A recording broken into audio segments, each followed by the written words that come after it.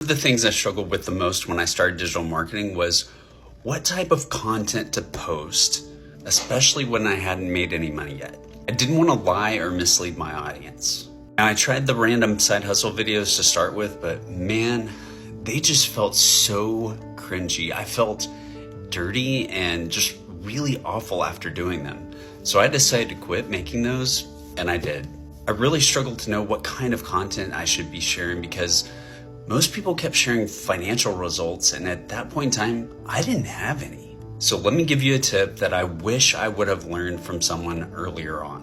When you're first starting out, it's not about sales. And I know that sounds weird, especially when you might feel desperate for the extra income. It's to build a connection with your audience. Connection equals currency. Without connection, people won't be able to relate to you. A great way to connect is talking about the pain points in your own life. More people struggle with the exact same stuff than we think. Talk about your journey and be honest with where you are and where you're going to be. You can even talk about other people's success when starting out. Highlight someone else's big win. Share their success story. Here's a great quote I recently heard.